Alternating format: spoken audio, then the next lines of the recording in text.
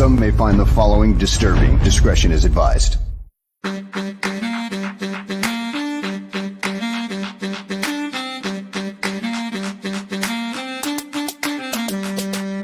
Bears. Because of the way they play the nickel corner here, and the nickel corner plays 88-85% of the snaps. He's got to be like part linebacker.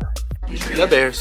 When you're in the scouting room, there's going to be differences of opinion. The Bears. Once coaches get involved, of course, they've got their own opinions about what fits best for what they want to do, and that could be drastically different than what the scouts say. Well, you're looking at traits, and number one, he tested very, very well. The Bears. One thing good about Kevin, he's been with two other organizations, as well as being the commissioner of the Big Ten. He's been around. The Bears. With Greg Olson, Jerry didn't want to get rid of him. I didn't want to get rid of him. Nobody wanted to get rid of him. One guy wanted to get rid of him, Mike Martz, because Mike Martz didn't know what the hell to do with him. We tried to talk Lovey out of hiring Mike Martz for a month and a half. He's playing zone, but number one, he doesn't get enough depth with the drop. But who the hell's going? How many times does a 305, 310-pound defensive tackle drop into coverage, especially in a key situation? The Bears. Greg, why are teams wrong on quarterback evaluations so often? Number one, it's a hard position to evaluate. There's probably not as many real good quarterback evaluators as there needs to be. The Bears. The Bears.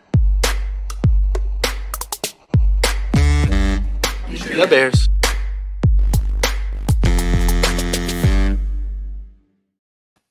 Welcome, everyone, to a fresh edition of GTF. Gabriel Talks Football. My name is Aldo Gandia.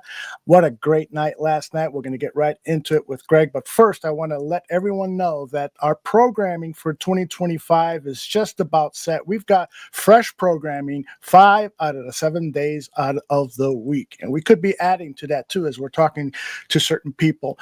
But it all starts on Sunday mornings with the Barfly Tailgate. And then this show on Monday, Gabriel Talks Football. And then the rest of the week, with the exception of Thursday and Saturday, which will be dark and try to get some rest, we will have fresh programming. And I'm excited to announce that Buffon 55 is returning for its 9th season. The Barfly Tailgate Show is also in its 9th season or 10th season, something like that. And then Greg recently told me, did you realize that we're in our 6th season? I go, no, I did. And it's flown by, hasn't it, Greg? 6 years ago. Pretty amazing. July 2020 was the first year, 6th season. 5 full years. But yeah, you called me and said, hey, I'm interested in doing a podcast. And then all of a sudden we were doing a podcast. And your first co-host was David Schuster, formerly of The Score. And then I stepped in and we've had a great time ever since. Great time. Excellent. And we had a great time Friday at the scrimmage. Thank you very, very much. I was treated like royalty, just as you were. We talked with George McCaskey. You talked with a lot of people. What was your favorite moment from Friday's scrimmage? I thought the whole thing was good. I mean, practice is practice. It wasn't as intense as last week's joint practice with Miami, and I think it was set up that way. When you have these joint practices, the head coaches get together and they map the thing out beforehand as to how they're going to do things. There's a few tackles in there, but it was mostly more thud, live at the line of scrimmage, thud on the running backs, don't touch the quarterback. But good work, really solid work.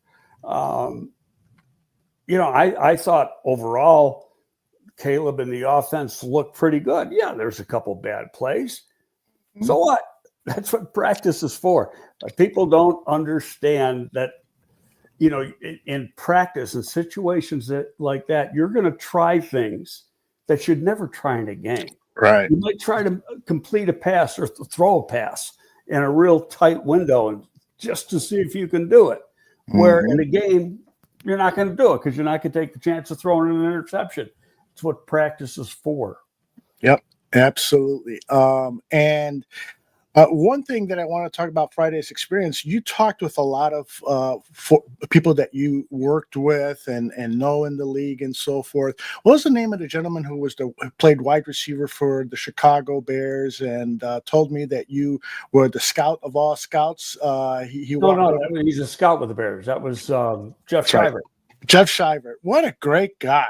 What Yep. a great guy. Very polite, very nice, and had all these great compliments. And I don't think he was lying. I don't think he was lying when he's saying all those nice things about you.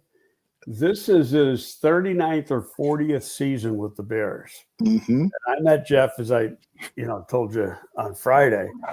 I was working for National Scouting in the fall of '84, and I went later in the fall. I went to the Giants, but I made a school call early, and this is in August, I think, Purdue, and Jeff was a GA, and he was the pro liaison. He's the guy who you had to sit down and talk about the players, and right off the bat, Jeff and I hit it off.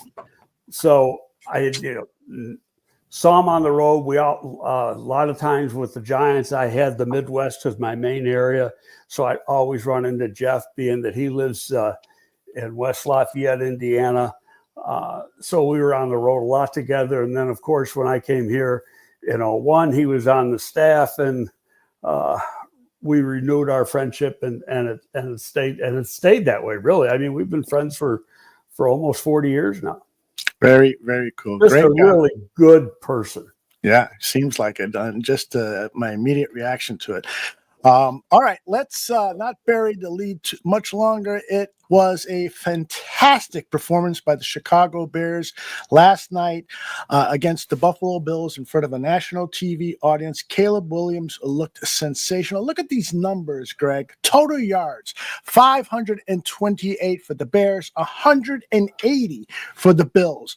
The Bears had no turnovers. They got one off of the Bills. And then first downs, 31 first downs to 12 for Buffalo. This was complete domination on all sides of the football.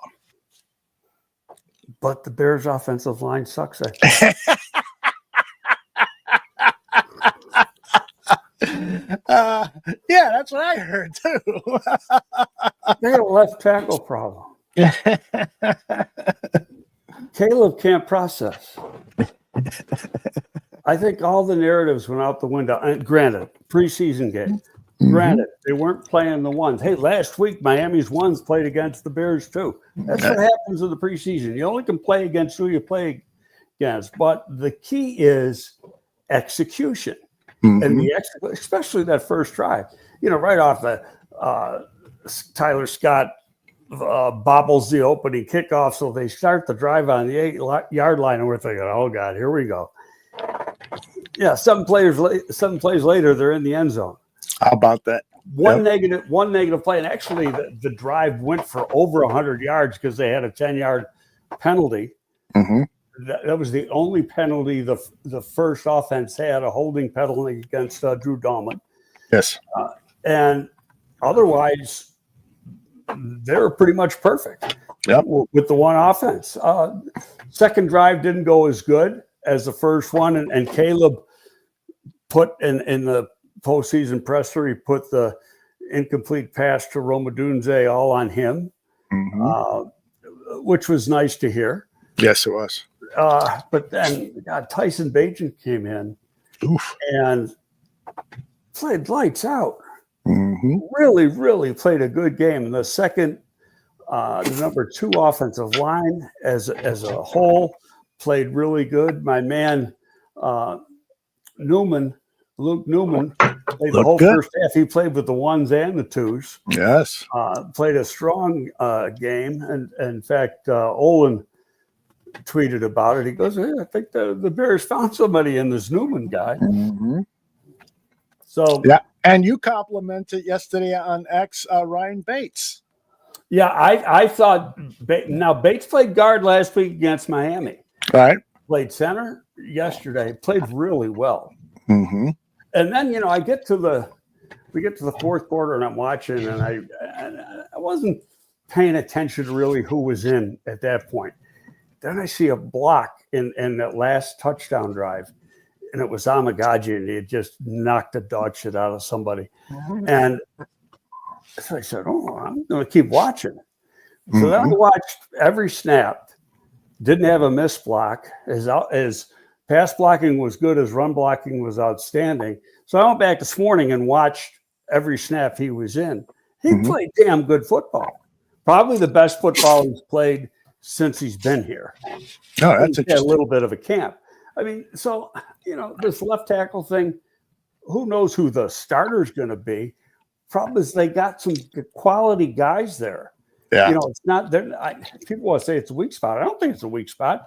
Inexperienced spot if you got one of those young guys in there, but that doesn't necessarily mean it's a weak spot. It's interesting. You've said many times that two different people can watch the same tape and come away with different conclusions. J2K, who studies a lot of tape, says Greg Karan's pass pro wasn't good last night. What do we do with him? Let him learn? Move him to offensive guard? I'm sorry, J2. He had one bad pass block. It was his first one where he didn't set his feet correctly, and the guy got him on the outside shoulder, come from the left side.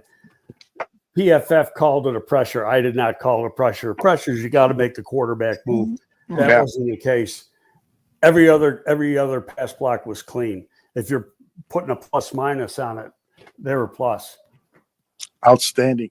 Okay, so let's listen to what Ben Johnson said overall, his opening comments when he started his press conference last night. If you were watching live, the microphones weren't on. You heard him like he was talking from across the house, but like he was in the parking lot or something.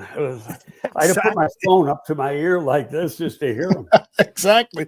So this is Ben Johnson on the offense and defense immediately after the game. Yeah, I mean, I thought it was outstanding work from the joint practice and then the game tonight. Our guys really took it to heart. They knew how important this stretch of the training camp was as a team.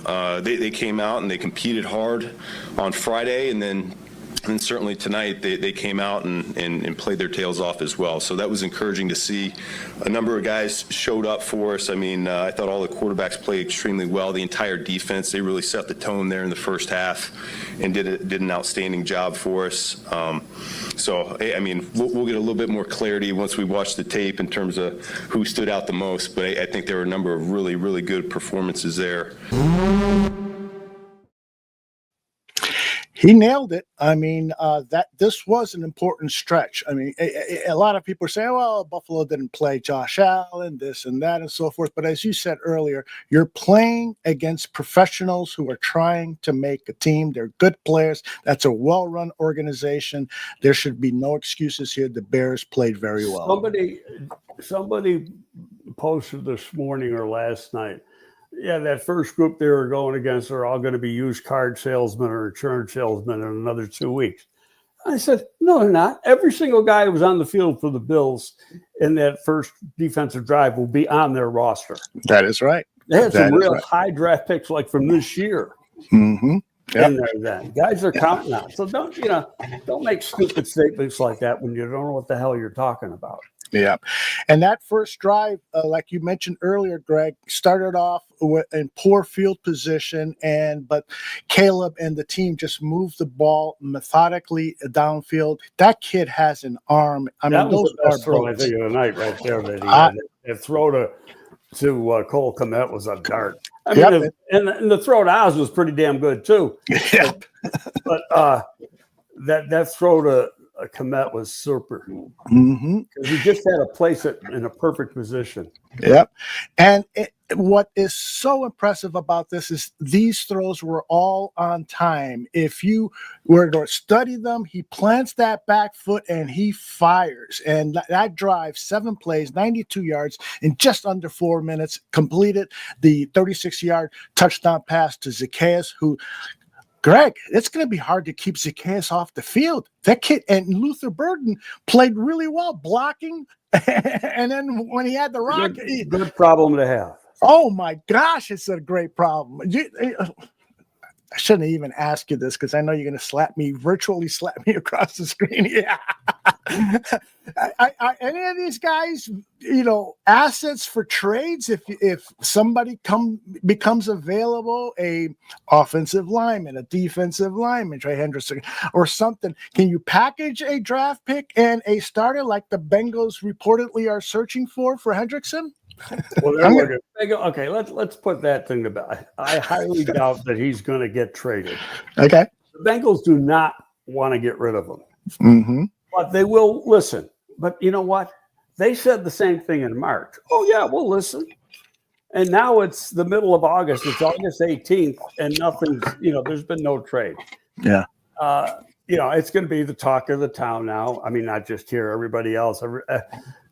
Buffalo's got $1.5 million in cap space, and Buffalo fans are figuring out how they can get them. They can't get them. It's not going to happen. Yeah. So, and the Bears got $13.5 million in cap space. Now, yeah, they could restructure some contracts, but you need about $7 million to operate during the season. So they got $6.5 million in cap space, and they got other things they got to do. And the guy's 31 years old. He's going to cost $35 million. Mm-hmm. I just don't see it happening. And you got to give up. They want a young defensive player, specifically defensive player, and a first-round pick next year. Right. Okay. So what young defensive player are you going to give him? Good defensive player. I can't think of there's one. Tyreek Stevenson, perhaps, but now you got injuries in the secondary. Yeah, so. I mean, you got Smith got hurt yesterday. Jalen was moving around pretty good, and I tweeted out. I said there was a blogger, and I'm not going to mention his name. He said, well, he'd been told by somebody in the building that there's no way Jalen's going to be ready to play the first game. Which when I first read that, I was like, is this guy, what's he drinking or what's he smoking? Because if you go back to right at the beginning of camp, Ben Johnson said very emphatically, we're not concerned. Right. Okay, a couple of days later, Dennis Allen said exact same words. We're not concerned. Mm-hmm. Ian Cunningham said, we're not concerned. Jeff King said yesterday, we're not concerned. And they all use the same terminology. We're not concerned. But yet he's not going to be ready. And he was running pretty damn good yesterday in the videos I saw in the pregame not the pregame warm-up, before the pregame warm-up. Okay, so I think what you're trying to say is there's no chance we're getting Trey Hendrickson. No chance what? We're getting Trey Hendrickson. Yeah, no, I mean, right now the depth at corner, so you can't trade a corner. No. You don't have a safety. Yeah. Who are you going to trade? Dexter? Yeah. You're going to trade 25 for 31? Mm-hmm. Yeah. I wouldn't do that. I wouldn't do that either. All right. So yesterday, Ben Johnson was asked, was this your scheme working? Is that what we saw in the first half? I would say it really had nothing to do with scheme. Really, all night tonight, it had nothing to do with scheme. It was all about our guys and how they wanted to play the game. And, we asked them to play clean football, which that's what I was most proud of. I thought our operation from break of the huddle to the snap of the ball on offense and our communication on defense was really good. And so that was number one. Number two, we want to see these guys play fast. And so it had nothing to do with the scheme. It was all about these guys going out, playing fast, and executing. That's, I almost feel like he was letting the league know, you ain't seen nothing yet. Well, they're still showing basically vanilla, basic plays. Mm-hmm. And, I'm in a group chat that I've been in for a few years now, and it's a lot of fun. But the one guy said yesterday, well, Caleb handled the first 15 plays of the script really well. And right away I said there was no script. Yeah. They don't script in preseason. Yeah. There's no game plan in preseason. Mm-hmm. They call plays. And so, he just said, down and distance, let's try this. Down and distance, let's try that. he doesn't have it. It's not like he's ultra prepared. Right. He's just calling plays, stuff that he wants to see. See guys, you want to see certain guys do things in certain situations. Mm-hmm. So you'll call a play to fit that or match that. Yeah. Let me star a couple of these. I'm letting some of these good questions go. By the way, Booker it was announced that Booker sustained an injury. Have you heard anything on Booker? No. When I watched it happened on the second half kickoff. And I noticed he was staying down for a second, then got up. So I played it back about 4 times this morning, and feet got tangled up, set a knee. And he was over on the sideline, and then they took him in. Maybe they wanted to do an x-ray or just get ice on it or something. Right now, I'm not that concerned. I don't know what happened with D-Rob. Did he even say what the injury was with D-Rob? No. Okay, so, I think we'll know. If not today, we'll probably know tomorrow. Or and that's the same thing with Smith. What's the actual extent with Smith's injury? I know one thing, it didn't look good. Yeah. And they carted him off, and he had the towel over his head. But, what exactly it is, we'll have to wait and see until they announce it. Yeah, indeed. Okay, let us move on now to we were talking about the offensive line and the left tackle position. A lot of reports, people are saying that Braxton played pretty well and may have secured that position. Last night, Coach Johnson was asked about what he wants to see out of Braxton. Wrong one. Let's play this. To me, it's consistency. He's shown flashes of his old self, and yet there's still been some low moments where I know we're going to get beat in this league. You do. When you're playing tackle against some of these pass rushers in this league, you're going to lose a rep or two. The biggest thing, there's 2 things. One is, how do you bounce back when that happens? And the other one is, how do we slow down from losing too fast? If we're going to lose, we want to lose slow. And so we'll see what it looked like here tonight, but I certainly didn't. I felt like we had good protection throughout. There were times we were running the ball, and you could kind of feel that as you're calling the game to stay on schedule there. So we'll see what that looks like. Greg, you have been sharing an opinion that I agreed with 100%, is that Braxton could be trade bait sometime this season, but it's not playing out that way, is it? Well, I'm not sure if he's the best of the group. Okay. Will he get better? You hope so. I still think he's down weight. He's playing too tall. He's got the most experience. There's no question about that. Yeah. But is he the most talented? Let's go back. We can talk about each guy, and we can go with Ozzie, because now we're starting to hear, Ozzie's a bust. No, he's not. That's ridiculous. Ozzie hasn't played left tackle since 2022. Okay, so he played 2 full college seasons at right tackle. And what Ben said the other day, right in the presser right before the joint practice began, he said he's more comfortable on the right side because that's what he's been doing. So his feet don't move as quickly on the left side as they do on the right side.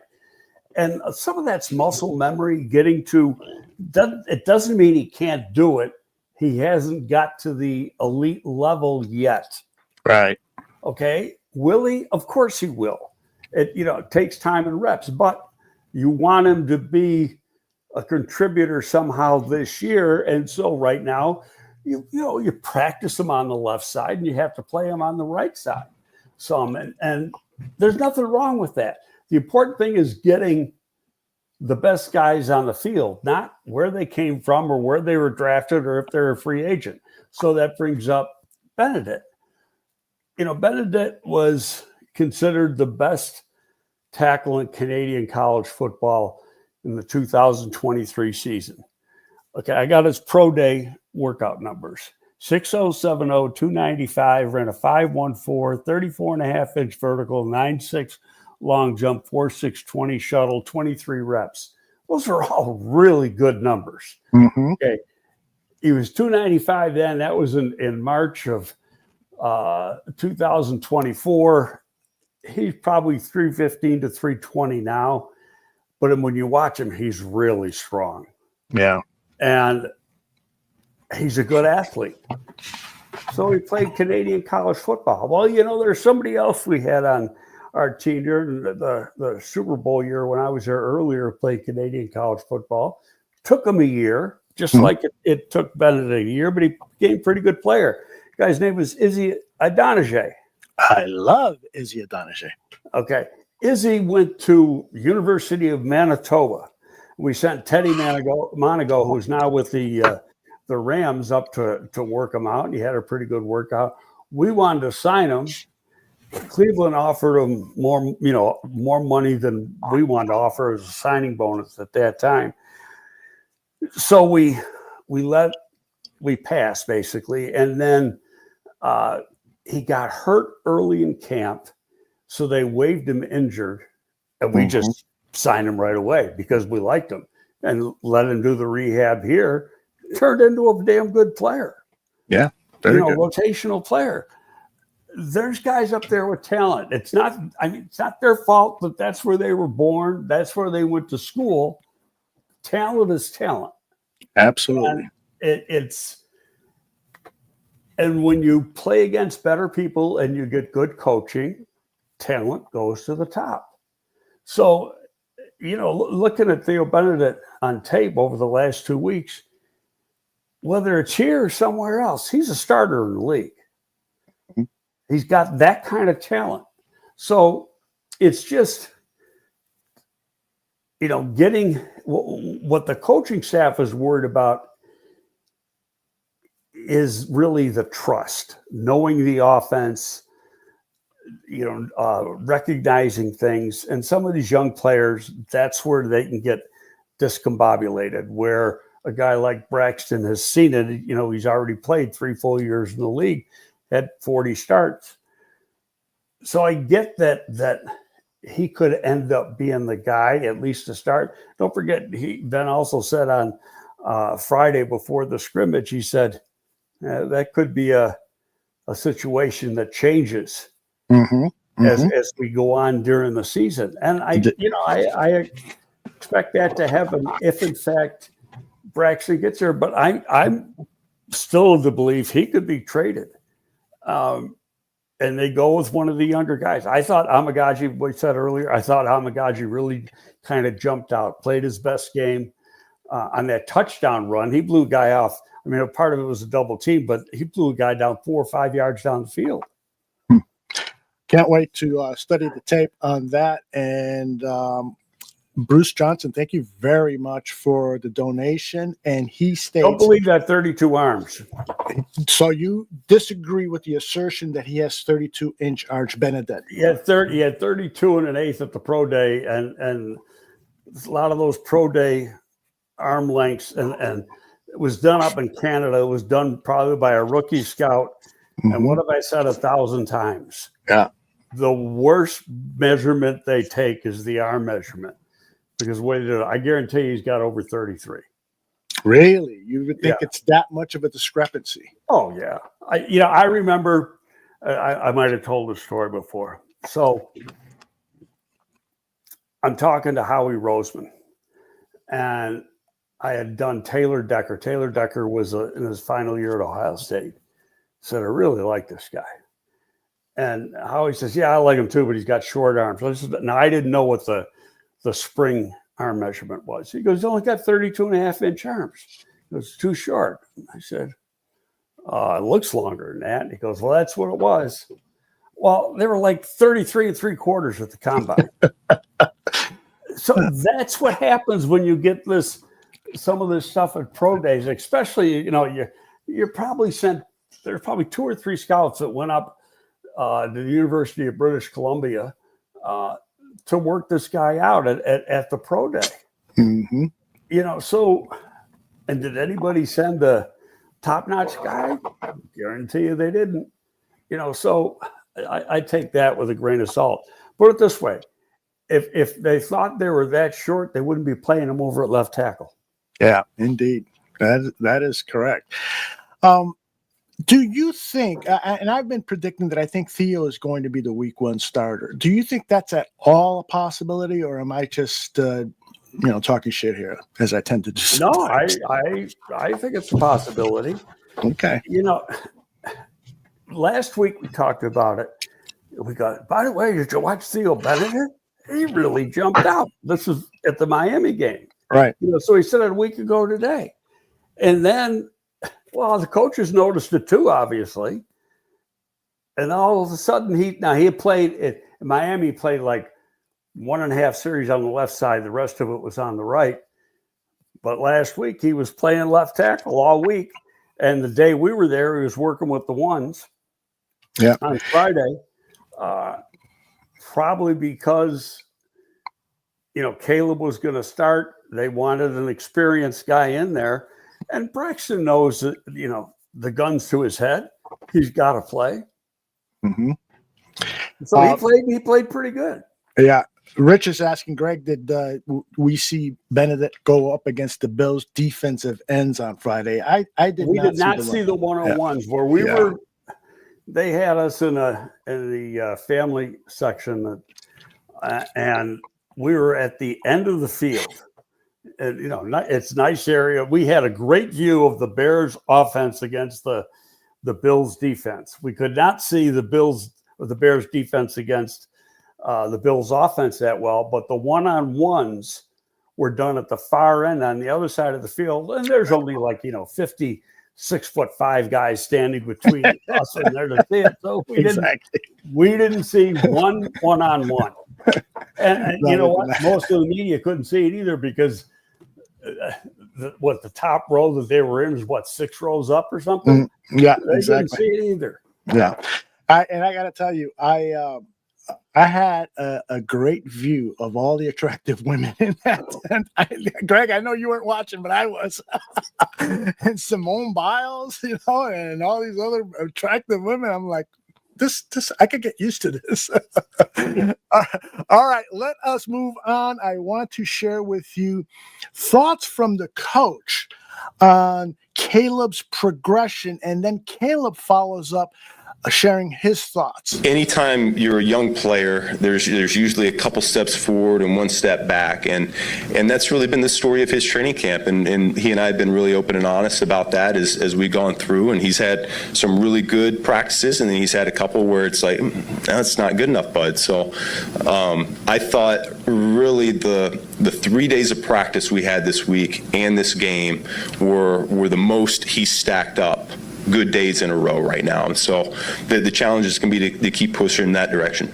Yeah, no, I think I had a couple of those practices throughout training camp where, I feel like I took 2 steps forward. And it's, maybe a bad practice or, small things that I felt like I got over. And then, I took a step back. And so it's just being able to keep that mindset, the growth mindset, the idea that, it's an understanding of that. Keep going, keep growing, keep getting after it, and keep leading these guys. I'm impressed with the honesty, the connection these two are making together, and the evidence of that hard work and honesty between each other was evident last night. His numbers quickly, Greg, were he was 6 out of 10, threw for 107 yards, 1 touchdown, no interceptions. He had a rating of 130, and Tyson's was 103.6. So evidence that this guy was hitting on all cylinders last night. Yeah, one of those incompletions was a throwdown. It's supposed to be a screen to the left side. It wasn't there, and he just threw the ball into the ground. Smartly, yes. Yeah, so, and one thing that was nice, too, like in the opening drive, there wasn't a check down. And check downs aren't bad plays. Check downs are positive plays. But he was going through a progression, and 1 or 2 were wide open. each time, and he made really good throws. But get back to Ben Johnson. The one thing, and Lou Canellis and I were talking about this when we had that chat, before we went over to the practice field. Right. That Ben Johnson is the most transparent coach I think I've ever seen. I've been around Parcells. Parcells was pretty transparent, but some guarded. A lot of coaches speak in strictly coach speak, and they don't want to call out a player or whatever. He'll call you. Ben will call you out now. And he doesn't care if it's in front of the media because he's already done it to the player. Yep. And he tells you they got it, but he doesn't do it in a negative way. He does it almost in a positive way. Hey, no, they got it. He did this wrong. He's got to do it better. And I just like the honesty and the transparency that he has when he's talking to the media, and he explains things very thoroughly. That's just so refreshing. It totally is. Greg, my wife and I watched the game together last night, and she said, this Ben Johnson guy is impressive. And I started telling him a little bit about what he has shown of himself during preseason. And then she stopped me when I said he can get tough on guys. Well, I thought he was going to be a nicer guy. I go, no, sweetheart, in football, like in really all leadership, if you're tough and honest, and the person who is on the receiving end walks away with appreciation, that's the mark of a great leader. And she knew exactly what I was talking about, because we both work in corporate America for bosses who were tough, smart, honest, and you just walked away being impressed by them. So kudos to Ben Johnson. It's looking really, really good. Greg, I want to switch the attention to the running game. Obviously, DeAndre Swift did not play, but these two running backs, Ian Wheeler and Britton Brown, wow, what a day. 80 yards for Wheeler, 2 touchdowns, 73 yards for Brown, 1 touchdown. Who is going to win this third, fourth spot on the team's running back? I have no idea. Well, the running game was good. I tweeted out last night they ran for over 170 yards, and the first 3 backs on the depth chart did not play. Amazing. That is amazing. Brown has been here a week. He might have had 4 practices, total. And yet, he played like he's been here all summer. Yep. And through the OTAs, but he's played in the league before. He's a vet.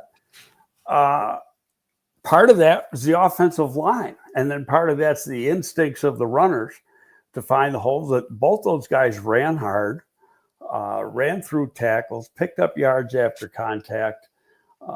We didn't really see them in the pass game, but I think one of those two will be the 4th back, and that's whoever is the best special teams player. Because that guy has got to be a teams player. Roshan's got a foot. I assume that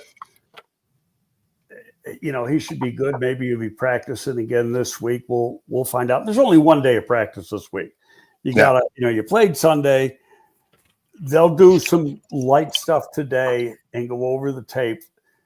Probably have tomorrow off, practice Wednesday, travel Thursday. And the practice won't be a heavy one. It's not going to be in pads. That's for darn sure. Yep. Whether or not Roshan plays, I don't think the ones are going to play next week. That's my own personal opinion. I couldn't be off on that. I see backups playing the whole way.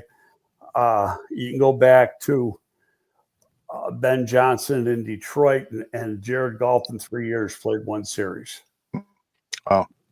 So tells you about what he thinks about having to play guys. Don't forget, these guys played. We were there Friday. The ones got a lot of snaps. The week before, they got the majority of the snaps. So that was like preseason games for them. Yeah. You're going against another team. You're not playing vanilla. You're playing full-fledged defense in those types of practices. And it's really better from a learning standpoint than playing in a game where you're just seeing basic stuff. Mm-hmm. Lovey Smith, I don't think this is the real Lovey Smith. He says offensive line matters more than the running back. So that brings the question, was a lot of this rushing attack because this offensive line was dominating the line of scrimmage? Well, the first group, offensive line, mm-hmm. I don't know if they even had a running play. There was a holding call on the one running play they had. There was a holding call on Drew Dahlman. And actually, that was a decent gain. That was about an 8 or 9 yard gain or something. The rest was passing plays. Yeah. So it was all on, by the backup. Yeah.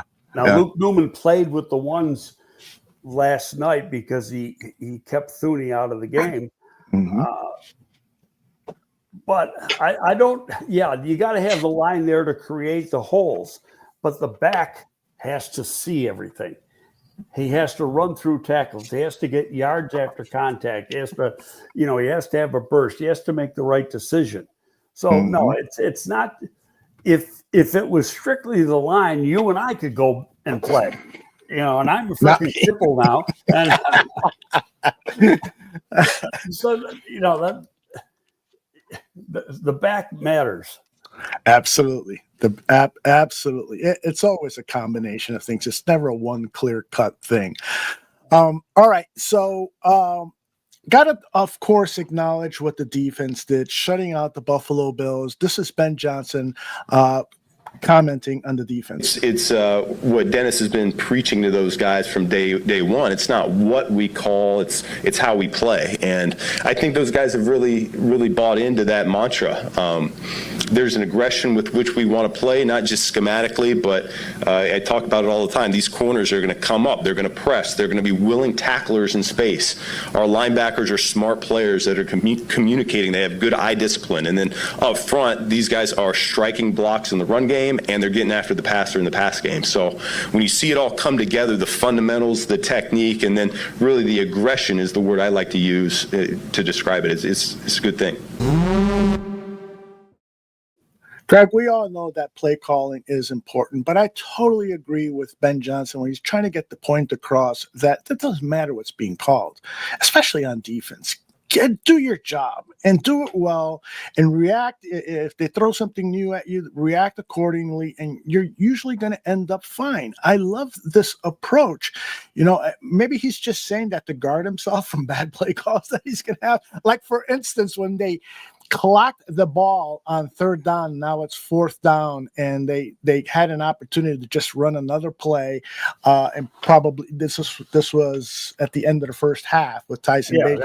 that was with Tyson in there, and actually it was Ben who called the right. clock, and he said I made a mistake there. Mm-hmm. Yeah, indeed. But it is refreshing to hear a coach saying, go out there and play hard. Don't worry about the play calls. It's really, really cool. And then Tyson Bagent was asked about, is the team getting the personality of the coach? Do you feel the team taking on his personality? Absolutely. I think all energy is contagious, and especially when he is the main guy that's talking in front of the whole team, you can see how dialed in he is, how much he cares about this whole thing that we have going on. And I think players definitely feed off of that 100%. Has that ever not been the case, Greg, in all your years in the NFL, where you see a coach, the players just saying, screw this coach, we're going to be us? The coach always has a role in the team culture and the attitude of players, correct? Yeah, I mean, I'll go back to Parcells. Now, Parcells, they're similar but different. Bill was tough. Bill was very demanding, just like Ben is. Ben, you get him away from the game, might, and I don't want to say this the wrong way, might be nicer. It's not that Bill's not nice. He's very sarcastic and a ball buster. But you guys who played for Parcells, and what it seems to be with Ben Johnson is that, you want to please. So you want to play hard, and that you're going to get praised if you do it. You're going to get your rear end kicked if you don't. So it really becomes, if you respect the coach, you're going to play hard. Mm-hmm. Indeed.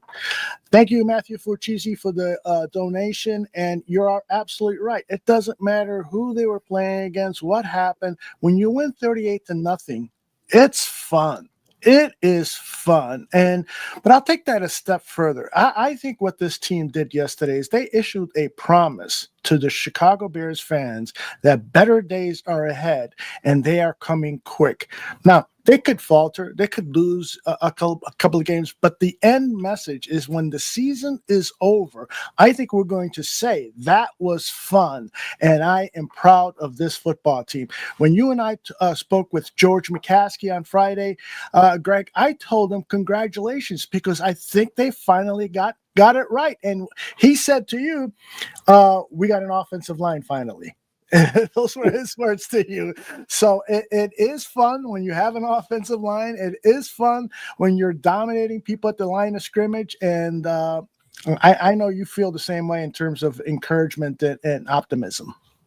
Yeah, well, I'm optimistic by nature. Yes, you are. I don't like thinking negative about things. I'm trying to think that, the best. And so I'm not going to fall into some of these traps, these narratives. And that's what it's been.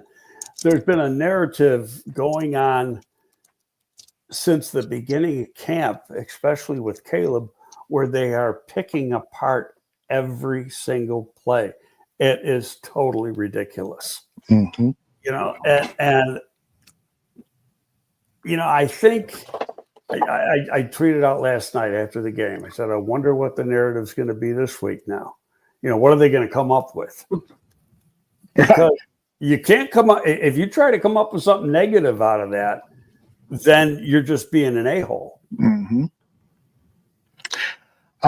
There is someone in the chat room that is saying Terrell Smith's injury, and I'm looking for confirmation, so I won't go with what was said, but as if while we're on there, we get official word about what the injury is for Terrell Smith. We'll pass that on.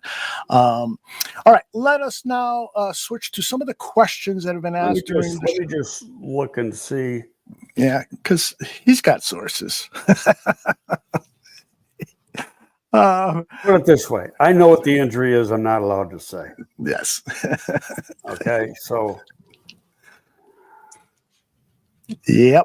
So that being said, I mean, it could be out there, but I don't see it. Yeah, I don't see it either. Some of the people that would put that type of thing out. Mm-hmm. Let me just try Biggs. Yeah, and it's the injury that someone posted on the chat is not correct. Okay. So anyway, let us move on now to some questions. Carl from the Thigh and Smy podcast and Bears Country Productions says, in my opinion, Greg, Ozzie Trapilla was drafted to be the starting left tackle in 2025, and he failed to win the job. Do you see it that way? Should the 56th overall pick be spent on depth? You know what? He's not going to like me for saying that, but I think that's a ludicrous comment. I knew you were going to say that because I told him that too. It's what has the guy played the last 2 years? Mm-hmm. Right tackle. Okay. And so it takes time. We talked about this right after they drafted him. It's not easy to do it. Okay, what Ben said, you can put him out there. If he didn't want to win, you could put him out there and let him learn while he's going, but at the same time, he might make a mistake. And what Ben was saying, he's just like, when he's playing on the right side, he's reacting. When he's playing on the left side, he's thinking. And so his body movement isn't quite as quick as it is from playing on the right, because he's played on the right extensively the last 2 years. Can that catch up? Can the left catch up to the right? Absolutely it can. But for somebody to say, and I said, oh, well, he's a bust, you made a mistake. That's bullshit. You know, first of all, you go back to, I go back to what Marv Levy said. Anything you get out of a rookie is a bonus. Yeah. You're drafting him for year 2. Yep. Unless you got a top 10 pick, right? Right. I mean, I don't want to hear stuff like that. I mean, there's going to be narratives like it. I get it. Sure. But they don't. First of all, those people have never scouted in the NFL. They've never been in a scouting room, and they don't know what goes into it and what they're trying to get. Would you like to have him be a starter this year? Yeah, sure. You'd like to, right? But don't forget, you're saying, okay, I'm putting a guy who hasn't played this position in now 3 years in the National Football League against premier pass rushers. Right. Personally, I think he's played pretty good. Yeah, he gave up a pressure. And you watch it. His feet do get his feet aren't as quick or nifty when you compare the left side to the right side. So I see what Ben's talking about. But the talent, and that's the important thing, the talent is there. So what if it takes a few weeks longer? That's not, you're drafting him for a career, not to necessarily start game 1. Luther Burden, he was the highest second round pick. Well, he struggled at the beginning of camp. Part of it was he didn't take part in the offseason program because of an injury. He was making mental mistakes. He was playing slower because he was making, when you're not sure what you do, you just don't play as fast. Yes. And now he's played catch up. Probably not quite there yet, but he's making plays. And he's electric. Yeah, when I saw that yesterday, because Carl posted that on his X account yesterday, I said to myself, man, where are you coming? And then he reached out to me in DMs. I'm like, no, this is not accurate. You cannot make judgments on a draft pick weeks into his career. You can't. And he hasn't played that bad for the F word, failure, to be anywhere in your thoughts. It's not. No, he's actually played pretty good. Yes. Now I will say this, Greg. There is a chance that Ozzie Trapillo could be the replacement for Darnell Wright at the right tackle position, because the Bears have to make a decision on picking up his 5th-year option at the end of next season. And so perhaps the heir apparent will be Ozzie if somebody at the left tackle position emerges, a Theo or a Karan or even Braxton is re-signed. So Darnell Wright, I think, is a capable right tackle, but he has not shown. They got to make a decision. Like it's around May 1st of next season. Yes, next spring. Whether they pick up the 5th-year option. Yeah, exactly. Totally with you. All right, so let us move on. Let's go back on that. People want to write off Amagaji. Forget about that now. He started out, if you go back to what he was starting to come on. Yeah. And then he got whatever it was. He had a little injury. He missed about a week or so. He came back to practice Monday, so a week ago today. Practice all last week. I thought he played pretty good myself. In fact, I was surprised he played as well as he did. I didn't expect him to play that well. And so I'm not going to say he's in the equation. It's talent. One of the bloggers and guys who puts out a lot of stuff said, well, he might be in danger of making the 53. Come on. He was a 3rd-round pick. He's making what? General managers protect themselves on that stuff, and that's really a bad way of saying it. He's going to be around. Yeah. If you got to keep 10 offensive linemen on the 53, then you're keeping 10 offensive linemen on the 53. Indeed. OKC says, right, not getting a second contract would be a very bad look. So what? Yeah. If you got an adequate replacement, then that's fine. We've seen it happen before with high draft picks on the offensive line. It's not like Wright is a failure. It's just I don't know what the number is, but it's probably 60% of the, and I'm guessing I'd have to go back, of the number ones get that fifth year option picked up. Yeah. That is telling right there. You get so many players who don't get that option picked up. And a lot of them end up getting a new contract with that team. They just don't pick up. There's a big jump in the salary. Part of it is if you have a good relationship with the player and the agent, you don't have to pick it up because you're going to get a deal done. All right. And that the number really, that fifth year number really, really jumps. Yeah. J2K says it's a bad look if Darnell is not signed because we could have drafted Carter. Go ahead, Greg, because I think you and I are. Carter wasn't getting drafted by this team in a million years. Yes, I totally agree. Exactly. So anybody who says that, go back to what this guy was coming out of college, and we said it during the spring. The best, of his draft year, the best team he could have gone to was the Philadelphia Eagles. They had a really strong defensive line room. Yeah, with two real strong vets. Mm-hmm. And to keep him in line, this guy was malcontent. He was lazy. He was fat. He gets in an accident where somebody gets killed. He leaves the scene. Thank you. It's too risky. He comes here under the conditions we saw here. Yes. So guess what? He's in the toilet somewhere. Imagine that, J2K and everyone else. Under the Eberflus regime, where they had no strong coaching leadership like this Ben Johnson team does, Jalen Carter could, I hate to even utter the words. Mr. Shorty says, preach it. You got Grady Jarrett 2 years ago? Mm-hmm.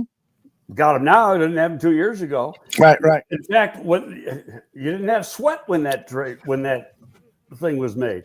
So now the defensive line room's a little bit different than it was then. Now you might be able to do it. Mm-hmm. But you couldn't do it then. Lovey says we need more thugs, Greg. Need more what? Thugs. I just give my opinion based on I've been involved in. That's all. If you don't like it, fine. You notice I've tried not to swear today. Why is that, Greg? Why is that? Yeah. Because Swifty told me, I don't know if Swifty's on today. Mm-hmm. No, YouTube doesn't like it and will hurt you on the dollar end. Is that right? Yeah. Well, fuck you. If there's too much. No, and, with the I don't know if you've got advertisements on any of these things, but if there's advertisements in there that show up, it's the advertisers that don't like it. Yes, they have algorithms that detect the F word, and then they will limit. I said, okay, I'll be nice. You can say whatever you want on this show. This is HBO. Not really, but I wish it was.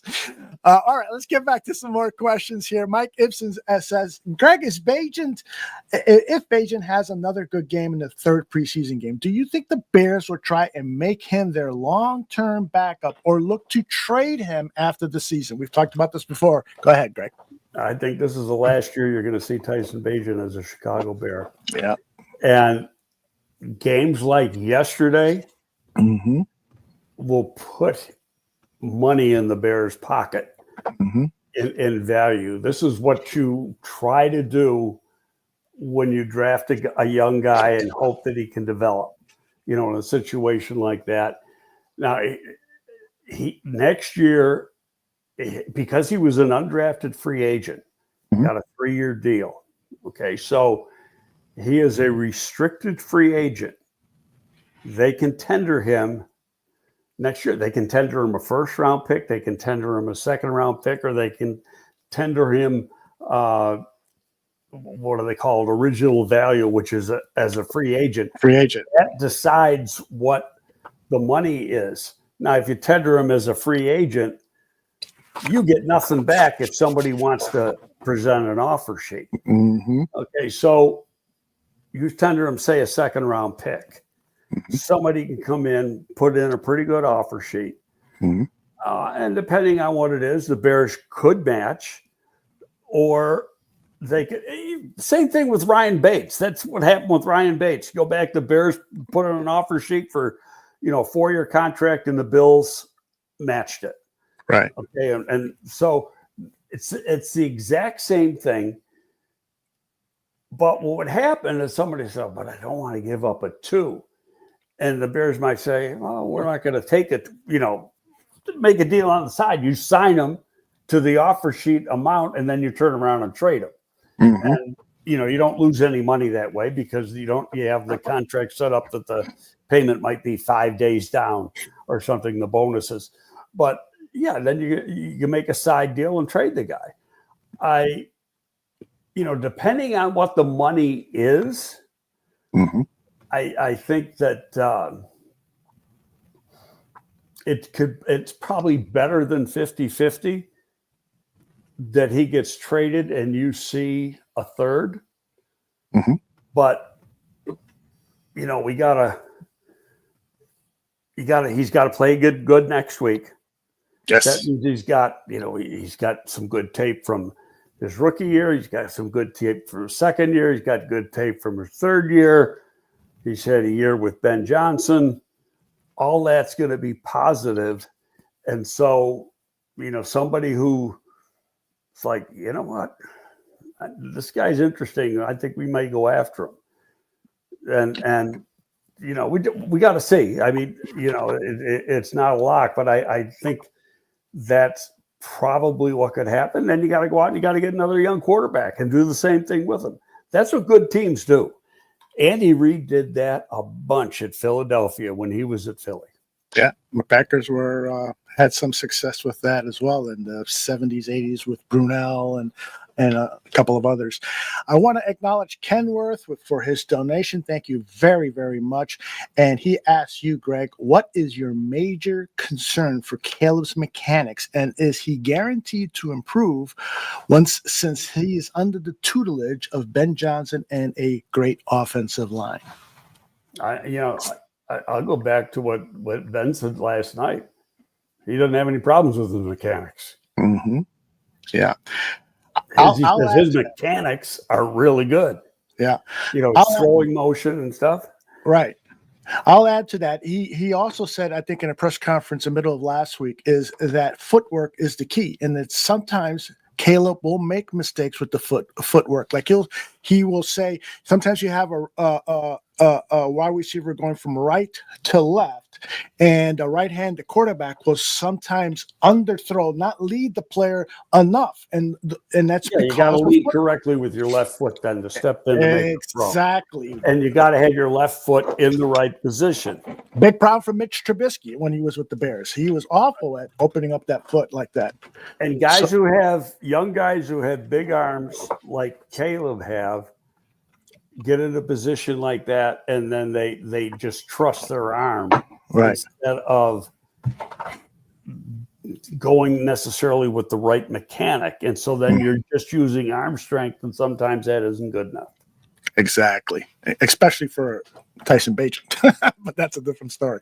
But Kenworth, you do make a great point here, because under the tutelage of Ben Johnson and his better offensive line, it's just going to expedite those concerns that he has had with accuracy. I think you're going to see, look at what we saw yesterday. Those balls that he threw were on the I go back to what I saw in college. And he was not a good deep passer, outstanding deep passer. Mm-hmm. Go watch the tape. Yeah, it's for sure. Thursday.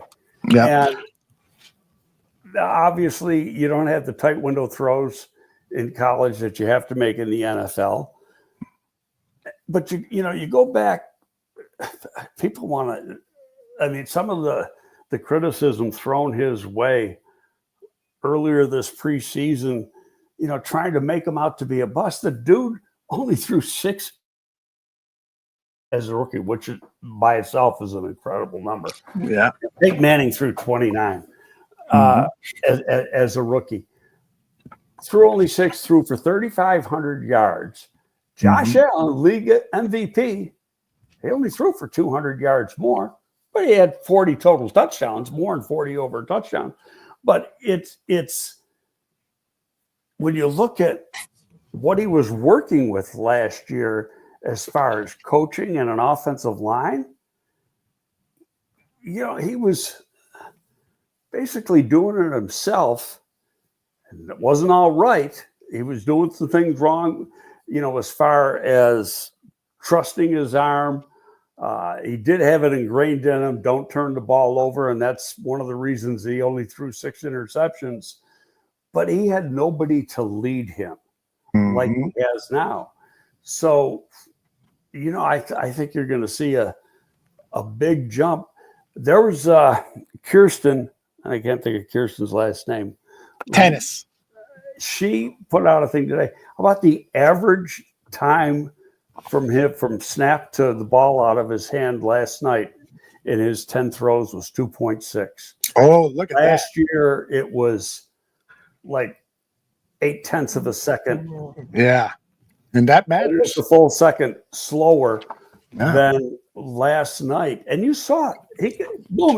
He went 1 into 2, boom, ball out of his hand real quick. The touchdown throw to Oz, you go back and look at that play, you got to think that is out of his hand like a bullet. Yes. Yes, indeed. He saw the thing and got the ball out. So that's improvements, and you're going to see that and continue to improve. Yeah. All we have to do, fans, I've been thinking, Greg, of putting together like a manifesto for what Chicago Bears fans should do during the season to support their team. Because I think, yes, we have been disappointed. Yes, the disappointment has kicked us in the nuts many times. But there's enough proof for us to be confident that this team is now on the right track. So manifesto number 1 is do not rush to judgment, please, fans. When you hear reports, oh, Caleb had a bad day, that doesn't mean he's a bust. Please stop it. All right. There's not a player in the National Football League that doesn't have a bad day. Indeed. Fact, a lot of go ahead. Going back to Friday, and I made it really to make as the tweet, post, whatever was made really to mock the media. Yeah. Okay. And, and I think what I'm talking about. But I'm saying, Josh Allen threw 3 interceptions. Caleb threw none. But Caleb's a bust, and the whole thing was said in jest. Of course. And Zig Lukoski, who was a friend of mine, works for Sirius. I mean, he was laughing. And then somebody said, how can you dare compare Josh Allen? And they missing the point. Dude, you're not reading that right. And what it was just relax. That's the league MVP, and he just threw 3 interceptions. Now, do the reverse. What if Caleb threw 3 interceptions? Yeah. Oh my gosh. Forget it. So I even hate to imagine those kind of scenarios, Greg, because it just infuriates me. My blood pressure is going up right now. I don't need you to drop dead on the show. No, not yet. After the season, after the Super Bowl win. A lot of interesting comments in the chat about what happens if a quarterback-hungry team reaches out to the Bears about Bagent. Now, I will only. You're talking right now? Yes, they wouldn't make the trade. Hold on a second. I will only entertain that because what I saw out of Reed in that practice that you and I went to a week ago, that kid's arm is so strong. I mean, don't get all excited about arm strength. Okay. That's we got in the opening to say what's wrong with quarterback evaluation. That's one of it. You fall in love with arm strength,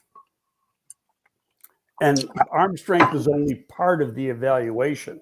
Yeah, I get you. Sure, absolutely. And is Reed good enough? Case Keenum, he gets you out of a game, but can he win you a game if Caleb goes down? Probably not. You gotta change with Tyson Bagent, you don't have to change anything. Yeah. You can run everything the same way. They're both athletic. They both can extend plays with their feet. They both got good arm strength. You can do everything you do with or you want to do with Caleb, you can do with Tyson Bagent. Maybe you can do it with Reed, but here's a case on go back to Friday, and Case Keenum couldn't practice because he had a bad leg. Reed didn't take one snap. That to me was very, very telling. Yeah. That is telling. There's no doubt about it. I like the kid's moxie. Last year, he kind of was one of the stars of Hard Knocks. They focus on his family. That doesn't, of course, mean anything when you're scouting a player, but he's just the guy that you want to root for. And I love the way that I think he's got the second best arm on this team. And as you said, arm talent is arm strength. It does not eclipse arm talent. So, but I wouldn't mind seeing more of him. And if you get a second round pick for Tyson Bagent, and it's from a team that you think could have a top 10 pick, then hey, that's kind of a good return on investment. But you got to be careful. What you're doing is, conversely, because you got to look at all sides. Sure. You're taking away your backup that can win games for you if your guy's down. Can Case Keenum, I know he can get you out of a game. Can he win games if he's got to start? You got to change your what you're trying to do on offense because he doesn't have the mobility, right? And he has no arm strength. I mean, he's got a noodle arm compared to the other guys. Indeed. And Reed, he doesn't get the reps. So what? I just don't think it makes sense. I can't say it would never happen because, but it just doesn't make sense to me. And you hear that, like Ryan Poles said yesterday when they were interviewing him, this guy's might be the hardest worker we got. And Ben Johnson the week before was nothing but praise on the guy. So, I think he's here one more year. Who knows what happens beyond that? But if he's gone, you're getting something for him. Yeah. You're not just letting him walk out the door. All right. We'll put that one to rest until maybe something happens, but we'll see. Lovey Smith wants to know from you, Greg, if the Bears keep 5 tackles, will they keep 5 tackles? If not, they go only with 4 tackles, who gets cut? Who gets put out there for potential loss on waivers? That's a tough question. No, I think you try to move somebody. You're not going to lose anybody. Yeah. I mean, guys like Karan would still have some trade value. We're talking late day 3 trade value. No one's going to trade a early day 3 pick for Karan Amagaji, but there are teams out there that probably saw him at college in Yale and were impressed and had him on the radar. You could potentially get a 6th or 7th, or at the very least move up, from trade a 7th round pick and Amagaji and then get back a 5th round pick, something like that, right? Yeah, I just don't think, knowing what they thought about him coming out of college, you got to throw out last year because of the injury. So he's playing his rookie year all over again. And watching him perform this week, because he was performing good early and then he gets hurt, misses the Miami week, comes back and has a pretty good week this week. I don't think he's going anywhere. Yeah. You find ways to keep players if you have to keep them, because you want to keep it's not, if you got to go overboard at one position, you go overboard at a position. Yeah. And it's quite possible that Karan or maybe even Ozzy will suffer some mysterious injury. But then they're not practicing. Yeah, that's the bad part. Yeah. But if you desperately want to stash somebody and want to maybe redshirt them a year, then could. I mean, you can put. They can have a mysterious injury when you're cutting two players. You can put two guys on IR where you couldn't do this before last year. Mm-hmm. Now you can do it. Now, as you're getting down to 53, you can place two guys on IR and bring them back. Okay. Oh, during the year. Okay. So that way they're missing 4 weeks of practice, but then they get a window. Once that 4 weeks is up, they get a window that opens up where they start practicing again. At the end of that window, you either got to activate him or he's on IR the rest of the year. Justice has a question that is asked often whenever the Bears bring in people for workouts. In this case, he's asking about the running backs. Are the Bears bringing in running backs because so many are hurt? Yes. But they also do so even if they're fully loaded at position. They just want to stay on top of things, take a look at it. You're bringing in people every single week to work out, and a lot of it's to create your short list. Your immediate short list is your practice squad. Yeah, some of the guys on your practice squad aren't going to be ready to play or whatever. And some of these guys that you're bringing in now are veterans. Mm-hmm. Mm-hmm. Like, there's a lot of people that still think they ought to sign that defensive end Smith, who was with Detroit last year. He's still on the street. And maybe if D-Rob and Booker's injuries are such that they're going to miss some time, maybe you do go out and do that. Right. But a lot of the workouts that you bring in now are just see where they are physically and mentally, and then you have them on your short list of guys to potentially sign if, in fact, you have some injuries. And part of that could be sign them to the practice squad and then, have them practice a couple of weeks and then bring them up to the varsity. All right, I got a few more here, and then we'll get out of here, Greg. FFG has an interesting question for us. He says, what do you think is going through the mind of the special teams coordinator, Hightower, with such poor coverage teams on both offense and defense? I got to believe that FFG style did not watch last night's game because I didn't detect special teams being the coverage was maybe 1,000% better than the week before. Yeah. And a lot of that is your like every kick, you got different people in there. Mm-hmm. You're not going through. You're spending the time on special teams, but you're not. You don't have your regulars. You're going to have it like you have a regular offense. You got a regular defense. You're going to have a regular kickoff team. Exactly. Okay. Yeah. And right now you haven't come to that yet because the main reason is you don't know who your 53 is going to be.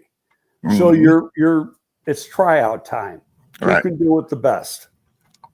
And you, in essence, have over 50 guys who are all candidates for the special teams. Yeah. So that's a lot of guys. It's what you see on specials in the preseason and what you're going to see in the regular season are two different things. Mm-hmm. Because then you got it narrowed down to the guys you want on that unit. Sounds good. All right. Let's go to, we have gone an entire show, an hour and 20 minutes, and we have not talked about Luther Burden. He had an outstanding game, and his run blocking was outstanding on that one touchdown. He had two blocks where he came in and the one, it was close. What's the crackback? Almost close to being a crackback, but he got his head in front of him and everything, so it wasn't.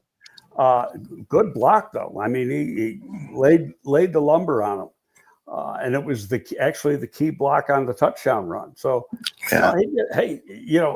Poles. They were interviewing Poles right during that play. Yes, and Poles just said, "No block, no rock." He did.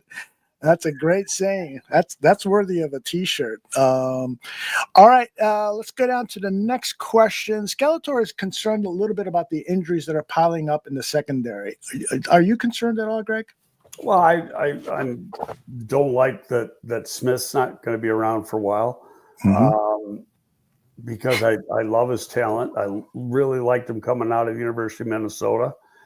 But I think also, don't forget, Jalen's coming back.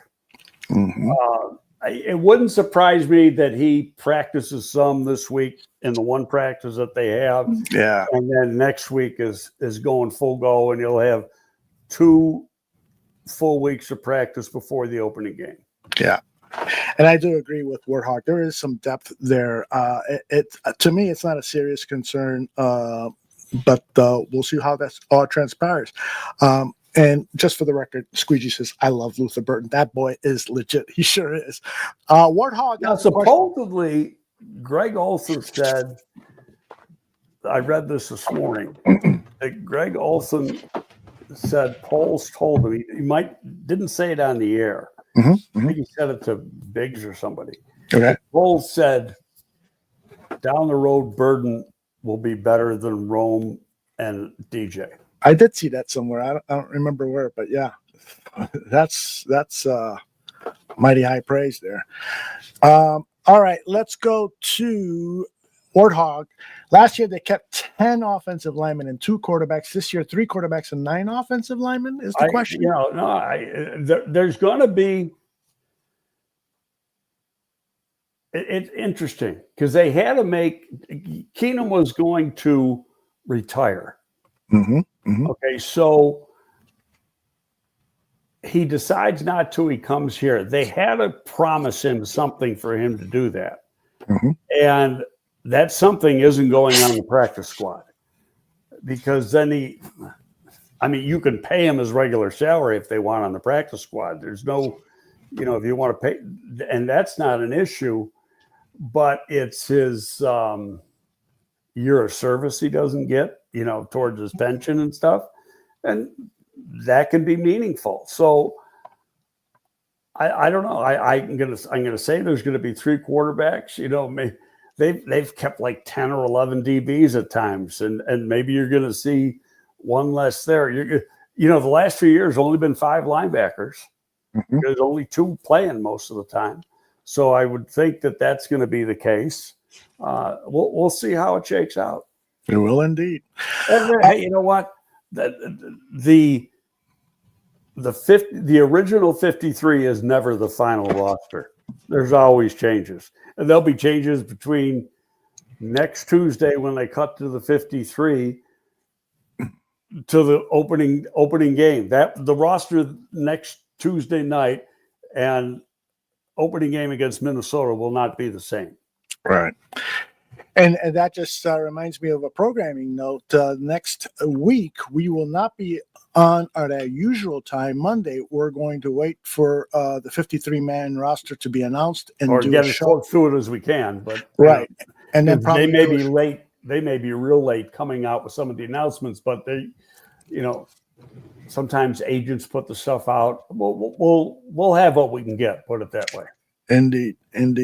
Last couple of questions. Zaf Frazier apparently is back. So this question, have you heard that Zaf Frazier is back? No, they said that he was covering a punt or something, and it was really Jedi Walker. Okay. They both wear number 20. Right. Yeah. As far as I know, he hasn't come back. I have not seen any news on that, so I was taking a look at that. And Rich wants to know if he doesn't come back, does he go on NFI? Yeah. And so that means he can't play the entire season. No. Oh, okay. What does that mean?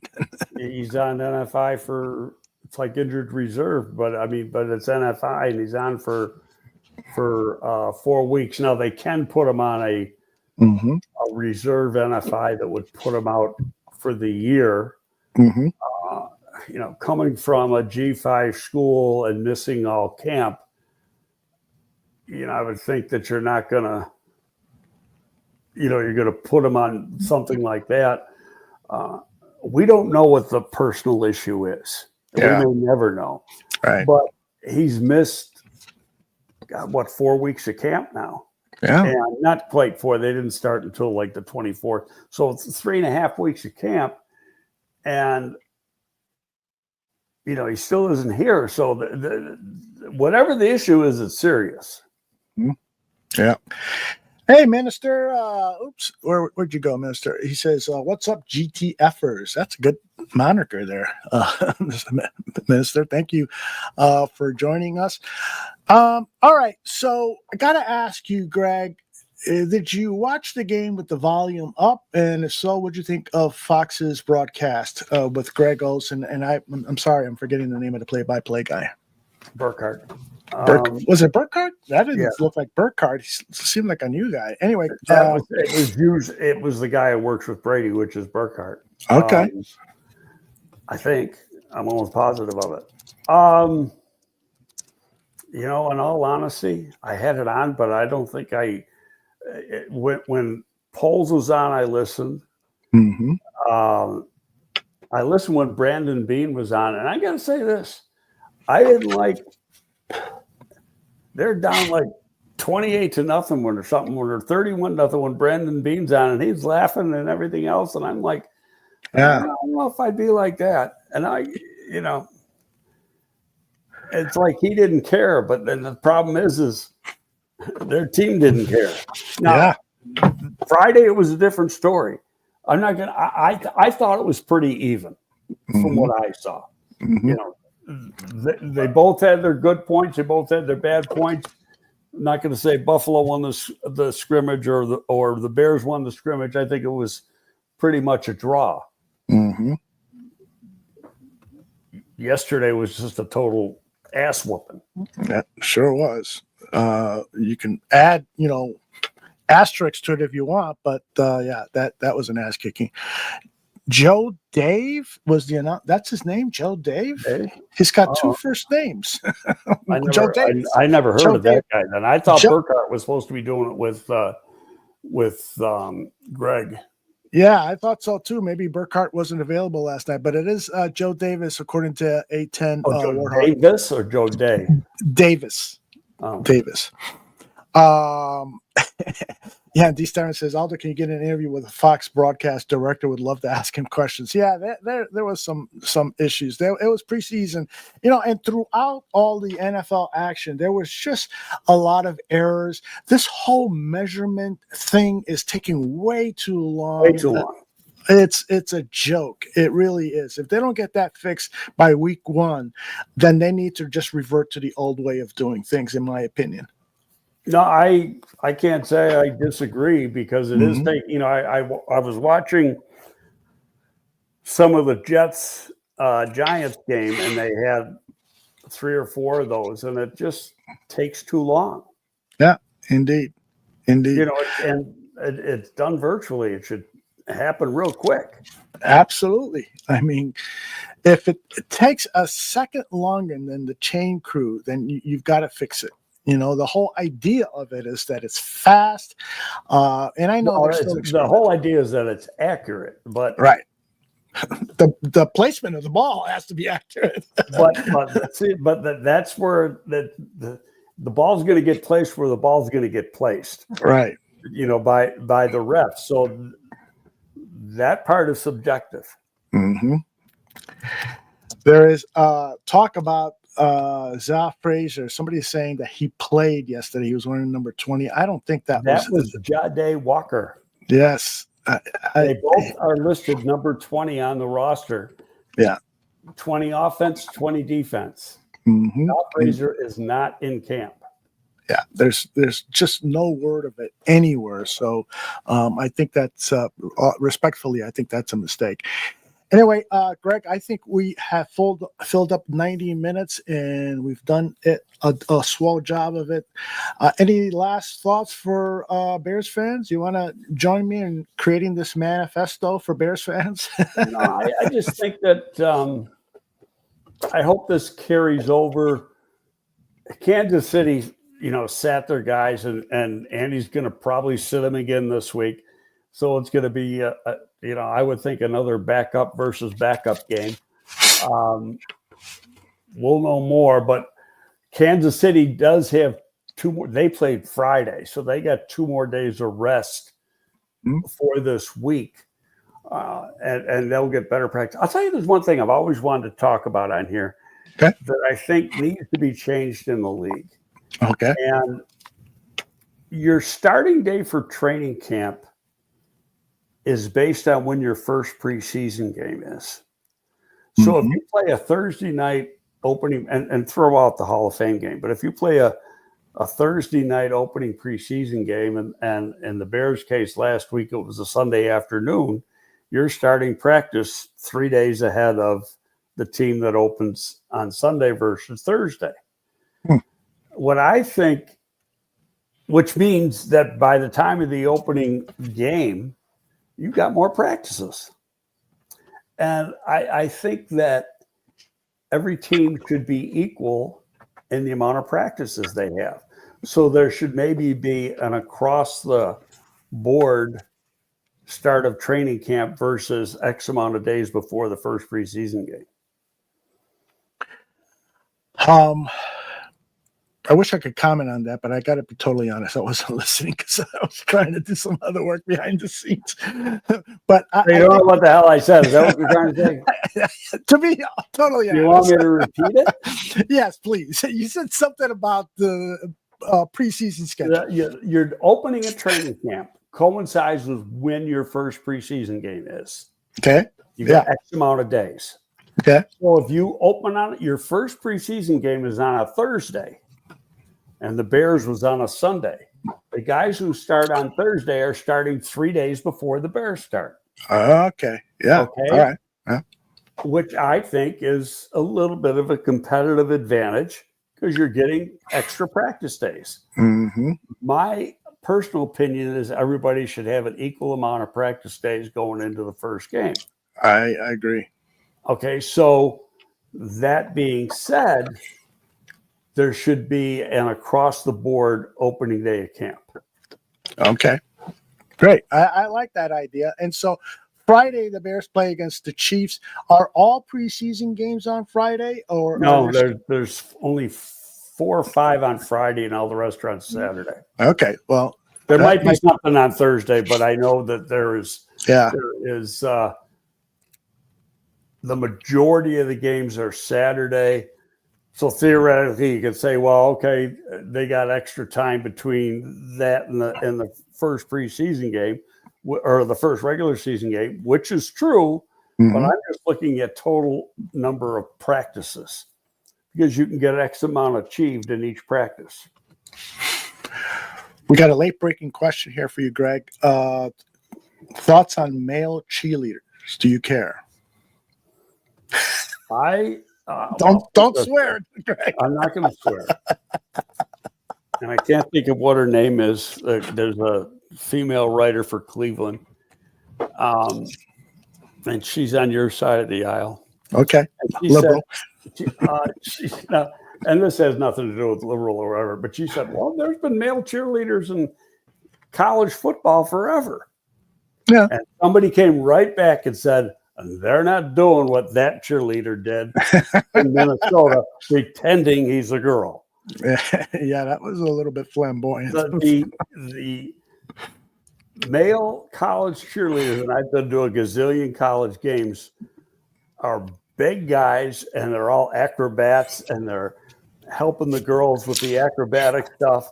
And, they're not dancing around. That guy was basically trying to be a female cheerleader.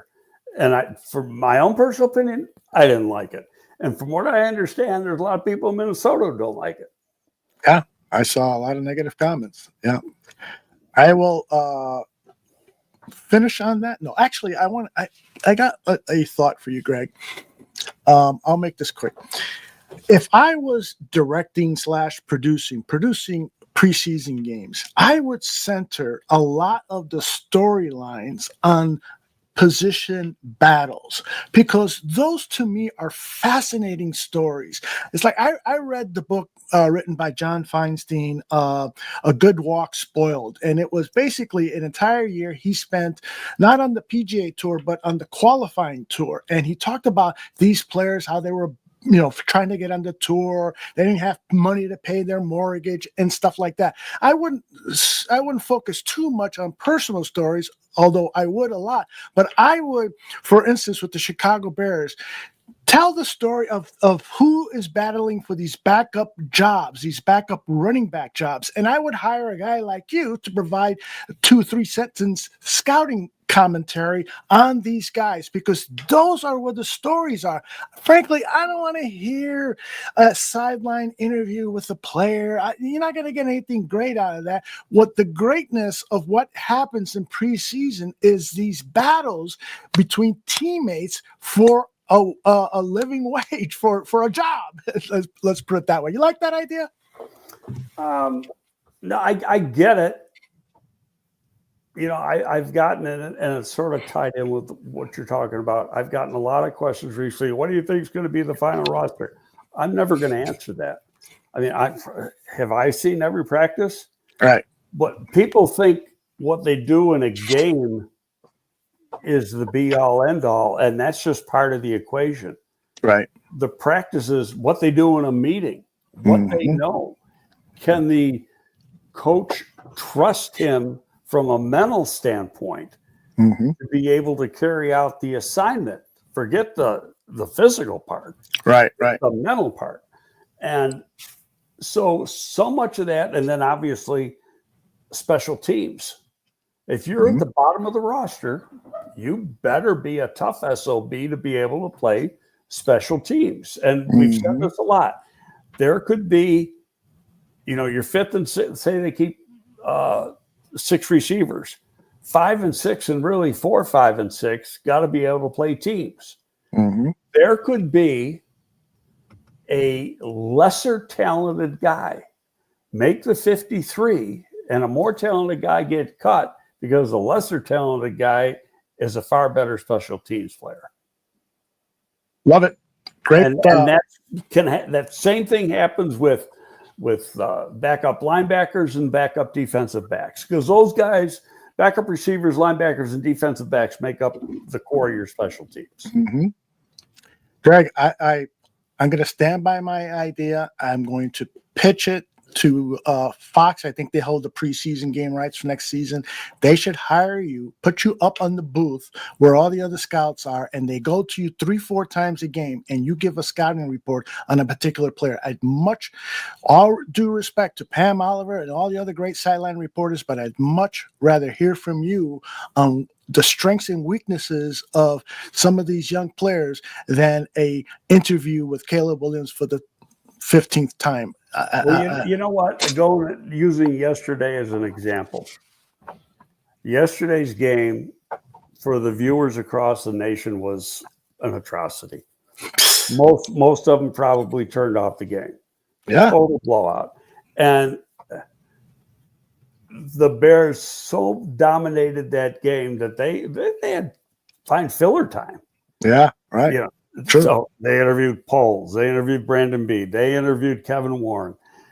They interviewed Josh Allen. They interviewed Caleb. Yeah. It was all to fill time. That's true. And some of that stuff, you got it like semi-play. Well, we might want to do this, but when it got to be a blowout, and it was like, okay, well, we got to fill it up with this stuff. And that's what, you hope that never happens as fans, we'd like to see it happen in the regular season, but the broadcast people don't. Yeah. They want to see an interesting game. Yeah, I'm with you. 100%. One last thing I want to share with you, Greg. I don't think that you do this, but in case that you don't, I want to make sure, when our show is done, it exists on YouTube, and then people will watch it when they have time. And Danny wrote this on, I think it was last week's show, maybe 2 weeks ago. Tell Greg I love his takes on the team. Keep the fire, Greg. And a lot of really fantastic comments complimenting you on this show. And I just wanted to share that with you. There's a lot of love out there for you, brother. Well, thank you. I appreciate that. I just try to be honest. I mean, I'm not going to BS anybody. I'm going to tell you what, if you don't agree, that's fine. Mm-hmm. That's your prerogative. But Exactly. I'm just going on what I've learned. Yep. And don't worry about swearing, okay? Why don't you sign off and say, fuck you all? You're the guy taking in that money. I don't want you to lose any money, brother. I appreciate that very much. All right. And thank you, everyone who sent donations to the bar room. Again, our coverage is just going to expand. And by week 1, we are going to be loaded with programming. Hope you subscribe to the channel, Bar Room Network, and on audio podcasts as well. For Greg Gabriel, I'm Aldo Gandia. We'll see you all next time. See you next Tuesday. Excellent.